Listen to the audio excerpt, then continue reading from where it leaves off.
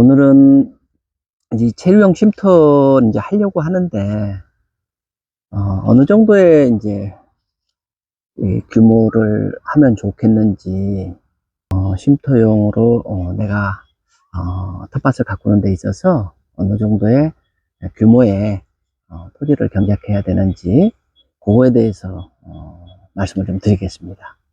체류형 쉼터 하려면은 가장 중요한 게 사실은 이 쉼터라는 그 자체보다는 실제로 와서 어떻게 생활할 것이냐가 굉장히 중요하지 않습니까? 그래서 이 텃밭 농사에 대한 어느 정도 지식이 있거나 자기가 이제 여건이 되신 분들은 넓은 토지를 하셔도 괜찮을 것 같아요. 그래서 과연 이 토지 내가 경영할 수 있는, 내가 가꿀 수 있는 토지 면적을 어느 정도를 해야 좋을 것이냐, 300평이냐 아니면 120평이냐, 참 그것이 선택의 기로가 될 수 있거든요. 저 같은 경우는 사실은 한 200평 정도 규모에서 시작을 했어요. 처음서부터 이제 워낙 제가 이제 이 농촌 생활을 좀 해보고 싶었고, 그 정도는 내가 충분히 자신 있다 싶었지만은, 결국에 가서는 지금은 한 400평 이상을 좀 하고 있습니다. 물론 제가 전업농이 아니에요. 전업농은 저희 이제 집사람이고, 저는 옆에서 도와주지만은 실질적으로 제가 일꾼입니다. 제가 대부분 일을 하고 있는 것 같아요. 그런 차원에서 저한테는 지금 400평 정도의 규모, 이게 딱 맞는 것 같아요. 또 어떤 분들은 그러더라고요. 6평짜리 그 텃밭 가꾸기도 어렵다. 맞을 수 있어요. 왜냐면은 관심이 좀 어느 정도 있느냐에 따라서 본인이 경영할 수 있는, 작물을 재배할 수 있는 여건은 좀 달라질 수 있다고 봅니다. 왜 그러냐면은 이제 이 규모를 결정할 때 딱 두 가지가 있을 것 같아요. 텃밭 규모는 첫 번째는 300평 이상을 할 것이냐 아니면 300평 이하로 할 것이냐. 300평 이하로 하겠다고 그러면은 통상적으로 많이 찾는 규모가 100평 내외예요.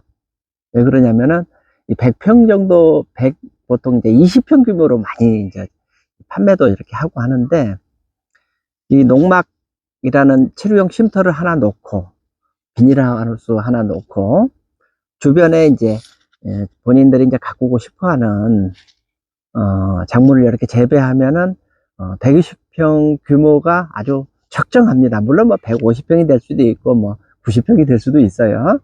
근데 그 정도 규모에서라면은 자기가 평소에 가꾸고 싶었던 뭐 먹고 싶은 뭐 고추서부터 가지서부터 해서 오이, 수박 뭐 조금씩 하는 데는 문제가 없습니다.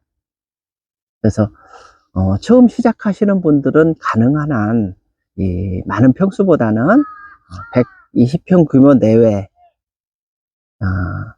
를 제가 추천을 좀 드리고 싶어요. 다음은 이제 저처럼 현재 이제 제가 이제 450평 규모인데, 저도 이제 쉼터용 농막 하나, 그 다음에 하우스 하나, 그 다음에 이제 주변을 작물을 하고 있는데, 작물량이 꽤 많습니다. 그러다 보니까 이제 이렇게 텃밭 농사를 어떻게 이렇게 크게 하냐, 이건 취미 활동을 넘어섰다 이렇게 얘기도 하고 하는데, 저 같은 경우는 이게 딱 맞아요. 왜 그러냐면은 이 작물을 심는 데 있어서, 저도 이 고등학교 때까지는 시골에서 이렇게 농사를 지었습니다. 그러다 보니까 이 농사 짓는 게 너무 어렵습니다. 힘들어요. 육체적으로 엄청 힘들다 보니까 시골에 가서 이제 과거에 이제 저 같은 경우는 충청도에서 그런 고추 농사서부터 담배 있잖아요. 담배 농사까지 짓다 보니까 아주 땅에서 일하는 거라면 아주 막 징글징글 할 정도였어요. 그런데도 불구하고 제가 어떻게 해서 지금 400평 이상을 텃밭으로, 주말 농장으로 그것도 할 수 있느냐면은, 제가 심고 싶은, 제가 평소에 심고 싶은 작물들을 제가 골라서 심을 수 있다는 거예요. 그래서 사실은 오늘도 이렇게 그 가을이라지만 보통 수확을 하잖아요. 근데 저는 수확철에 수확도 하고 오늘 뭐 땅콩이나 고구마도 캐고 이렇게 했지만은 또 시작되는 작물들이 있어요. 그거는 이제 오늘 여기 잠깐 좀 보여드릴게요. 여기 있는 게 지금 양파입니다. 이거는 월동작물이기 때문에 지금 심어놔야 10월 중에 심어놔야 내년 봄에 쭉쭉 자라면서 힘을 받아서 재배하는 작물들이에요.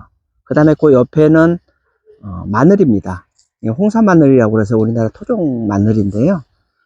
마늘을 한 걸, 그 다음에 이렇게 양파. 양파도 제가 심은 것들은 자색 양파예요.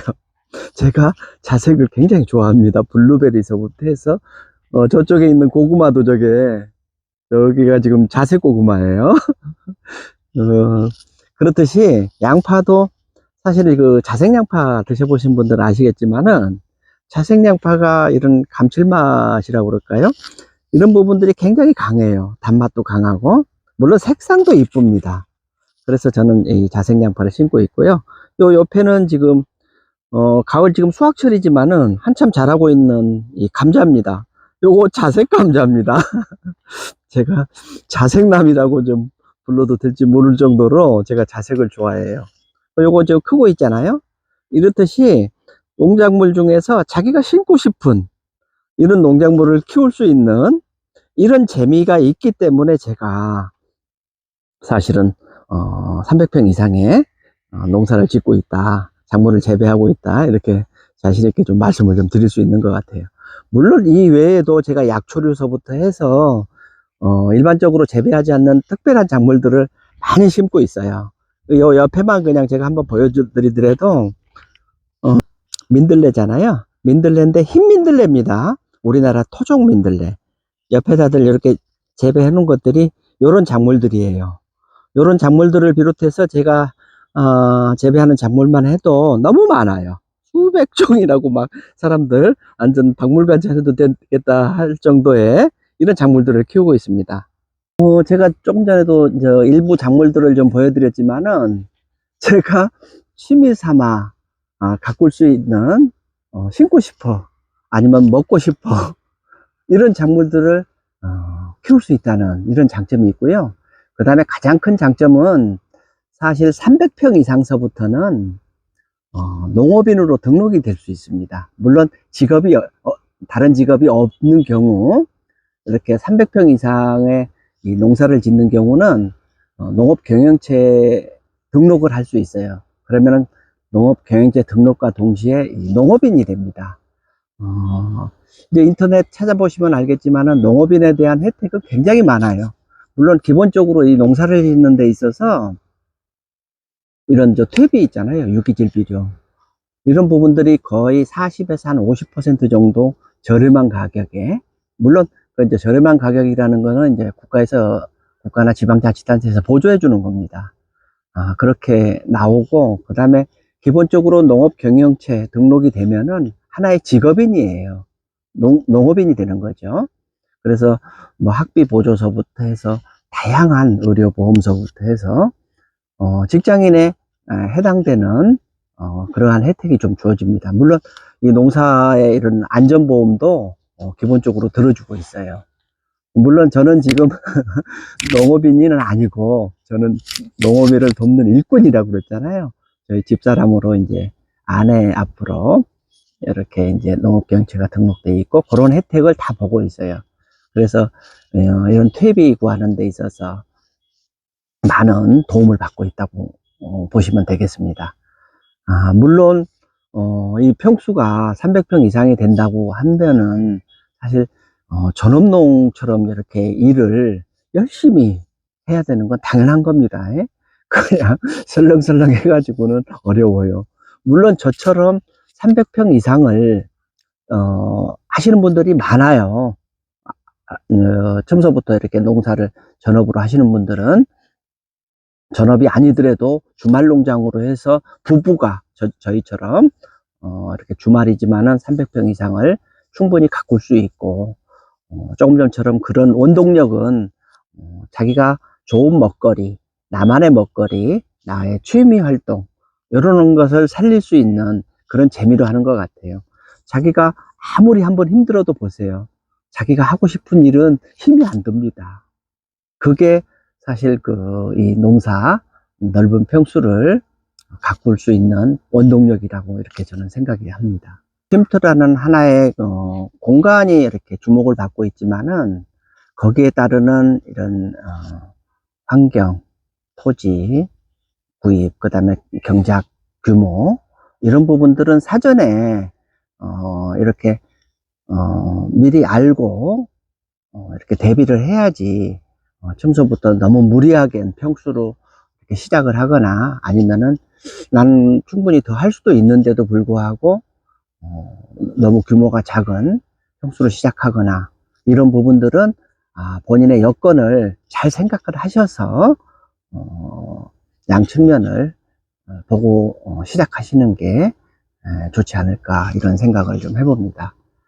그래서 여러분도 지금 이 영상을 보시는 분들은 사실은 이제 전원 생활을 이렇게 꿈꾸고 있거나 앞으로 준비하실 분들 모두가 해당이 된다고 생각을 해요. 지금도 평수가 작으신 분들은 나는 더 좋은 평수, 더 넓은 평수에서 작물을 좀 배벼 보시다 하신 분들은 또 키워나가시면 되는 거예요. 거기에 따른 많은 혜택이 부여되지만은 사실 자기의 일 범위가 그만큼 커지는 거지 않습니까? 그런 부분에도 미리 대비를 해야 되겠다 하는 생각을 해봅니다. 오늘 파이팅 하시고요. 오늘 건강하시기 바랍니다. 네, 감사합니다.